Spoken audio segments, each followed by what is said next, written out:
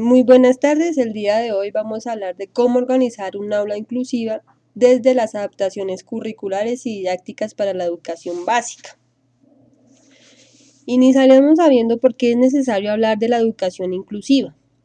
A menudo y en nuestra sociedad hemos encontrado que en diversas formas hay personas que son excluidas, ya sea por su raza, por su situación económica, por su origen social, origen étnico, idioma, religión o sexo.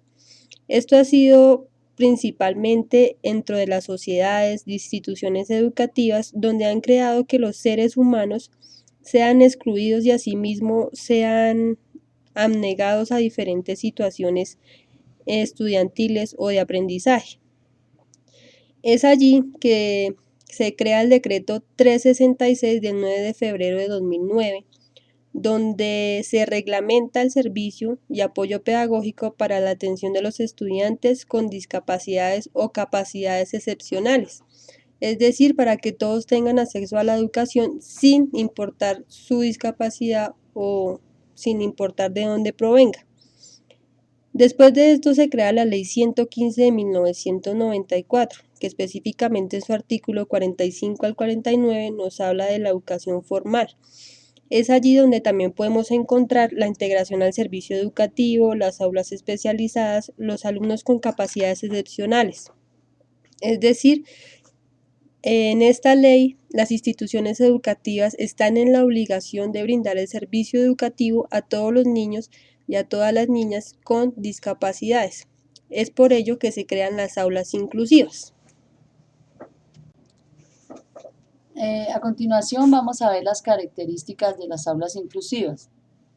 Como primera medida tenemos que es un trabajo que va de la mano con los padres, ya que ellos son los que están pendientes de estos niños o personas adultas y son los que deben darle la mano principalmente para que ellos salgan adelante. Seguimos viendo el liderazgo. Siempre deben tener un líder para que esté llevándolos por un camino, guiándolos y a ellos se les facilite hacer las cosas y realizar las actividades que les corresponden. Tenemos un equipo de apoyo que también es muy importante porque pues son las personas que de pronto están pendientes de ayudar a los que se les dificulte hacer o realizar actividades o poder desarrollar mejor sus labores diarias. Un sentido de pertenencia, que es donde ellos van a aprender a querer su institución, sus compañeros, estar en una sociedad. Y una colaboración, una cooperación que debe ser de parte de todos, incluyendo profesores, directivos y demás. Bueno, ahora bien, podemos ver también los factores eficaces para la educación inclusiva. Es allí donde se empieza a ver el rol también del docente, como primer mediador de este aprendizaje. El docente debe ser capaz de plantear estrategias pedagógicas donde todos los niños puedan acceder a este proceso educativo, donde ninguno se le dificulte el proceso de enseñanza-aprendizaje y que éste sea de calidad. Las áreas, las estrategias pedagógicas, las planeaciones grupales se deben hacer en torno y a cada uno de los niños que se encuentran dentro del aula sin excluir a ninguno. Esto con el fin obviamente de solucionar cooperativamente conflictos y generar dentro del aula un ambiente educativo con calidad y obviamente que sea para todos. A continuación conoceremos los sujetos o las personas que van a conformar esa aula inclusiva. Como primera medida tenemos los niños de la calle, que son los niños que viven desprotegidos, sin papá, sin mamá, no tienen una persona adulta que los esté ayudando y guiando. Seguimos con la población con VIH, personas que padecen enfermedades terminales o crónicas, como el cáncer, como el SIDA, y pues esas son como las más las más crónicas y básicas. Los niños desplazados, que son los niños que tienen que, como la misma palabra lo dice, desplazarse de su ciudad natal con sus familias o inclusive a veces solos para poder empezar una nueva vida en otra ciudad. Los discapacitados, que son las personas que tienen dificultad para desempeñarse en una vida diaria y siempre necesitan de una persona que les esté ayudando. Las etnias y las razas, que son también las personas, los que pertenecen a tribus, y las razas, pues los negros, los mestizos, los blancos, etcétera. Y si bien podemos ver aquí, desde esto se remonta desde hace muchísimos años atrás, donde empezábamos a hablar de la esclavitud en Colombia y donde se empezaba a ver ese recelo por el tipo de color de piel o por el tipo de estrato que se manejaba en una sociedad. Entonces, es decir, eso viene desde muchos años atrás, sino que hoy en día esto tiene un nombre y se le llama exclusión.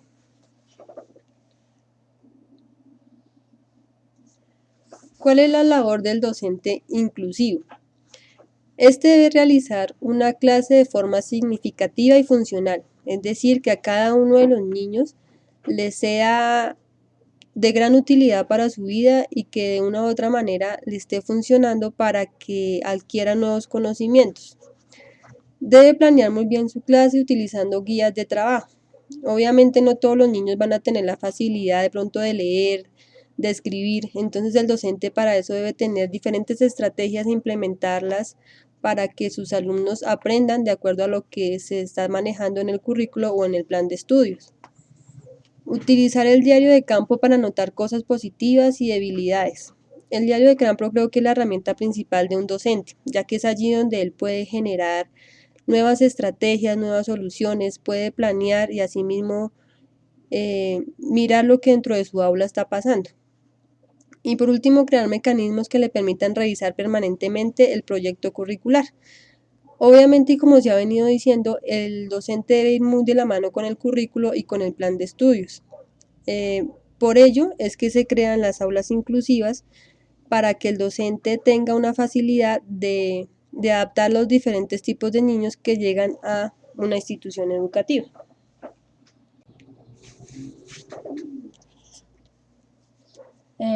Ahora vamos a ver el propósito. Tenemos como primer propósito integrar a la comunidad a la vida escolar. Siempre debemos estar como docentes trabajando en ello. Debemos estar pendientes de si vemos niños que necesitan este servicio, debemos de trabajar para que ellos asistan al colegio o a la escuela y puedan aprender y capacitarse. Desarrollar procesos de evaluación con plan de mejoramiento. Al final de siempre una clase o de una jornada, tenemos que hacer una evaluación y mirar en qué fallamos para hacer un plan de mejoramiento y seguir y cada día ser mejores en lo que hacemos y que lograr lo que queremos, que es ayudar a estas personas. Propiciar experiencias significativas, hacer que lo que ellos aprenden o ven en el aula lo puedan hacer en su familia, en su diario vivir. Planear y desarrollar actividades lúdicas. Las actividades no deben ser siempre como teóricas y de pronto un poco aburridas, sino hacerlas lúdicas con juegos, con algo que sea divertido y que a la vez pues estén ellos aprendiendo. Trabajar por proyectos que partan de una pregunta. Siempre lo debemos hacer que parta de una pregunta para que el proyecto llegue a ser un éxito. Planear por periodos persona, familia, comunidad y medio ambiente. En ese orden debe siempre estar planeado para que las cosas salgan bien y primero persona, familia, comunidad y siempre debemos incluir el medio ambiente, que es un tema muy importante que el día de hoy debemos trabajarlo bastante para que ayudemos a cuidar nuestro medio ambiente y dejar un futuro bueno para estos niños. Horario por momentos de aprendizaje. Sí, debemos tener horarios específicos para cada trabajo, cada tarea que vayamos a hacer con ellos. Articular las asignaturas donde las dimensiones del desarrollo humano. No. Es decir, bueno, acá en las dimensiones del desarrollo, hablando desde muy pequeño, se habla que el niño debe manejar sus dimensiones como la corporal, la espiritual, la religiosa, la lúdica. Entonces, es decir, articular todas estas áreas para que el niño aprenda de una forma dinámica y no estar trabajando cosa por cosa. Es decir, que aparte de la matemática, aparte de la lengua, aparte todo lo que tiene que ver con la lúdica, sino que todo sea articulado con el fin de que el niño tenga una mejor enseñanza-aprendizaje. ¿Cuáles son los tipos de aula que se pueden presentar? Una aula ordinaria, que es donde el maestro es responsable, la identificación, evaluación y debe dar respuesta a las dificultades del alumno. Es decir, que el docente es el encargado en ese momento de solucionar lo que el alumno necesite. Una aula ordinaria con apoyo es cuando el docente, aparte del docente, el niño recibe un apoyo por un especialista en su necesidad que el niño esté presentando. Una aula ordinaria la mayor parte del tiempo. El alumno recibe parcialmente apoyo fuera del aula a cargo de un especialista, es decir, cuando llevan a niños a los centros lúdicos o los llevan a los centros sensoriales donde reciben apoyos especiales para que empiecen a manejar su cuerpo o empiecen a desarrollar diferentes habilidades. Un aula especial, que es donde el alumno solo participa en actividades generales de la escuela. Y por último, un aula especializada con mayor parte del tiempo, que es donde el alumno participa en actividades diversas, áreas curriculares y en el aula ordinario, que es lo que se quiere manejar hoy en día en las escuelas o instituciones educativas. Ahora vamos a ver cómo se planifica una clase para un aula inclusiva. Debe haber una motivación, o sea, siempre debemos motivar a los niños, no llegar y ser como planos en lo que se les va a explicar, en los que se les va a enseñar, sino debemos hacer una motivación como una actividad lúdica, cantar, de pronto hacer movimientos, etc. Desarrollar rutinas básicas. Pues rutinas básicas se entiende como, por ejemplo, en la mañana rezar, saludarse, cosas que se hacen todos los días. Participación de los estudiantes. Siempre debemos hacerlos participar. Si ellos no quieren participar, preguntarles directamente o incentivarlos a que participen dándoles puntos o una nota especial. Actividades de aprendizaje. Las actividades siempre deben tener un aprendizaje, llevar un aprendizaje que ellos se les quede y puedan llevar a casa algo que hayan aprendido ese día. Hacer una evaluación en el aula. Al final del día debemos hacer siempre una evaluación para saber qué estuvo mal, qué estuvo bien, si les gustó, si no les gustó.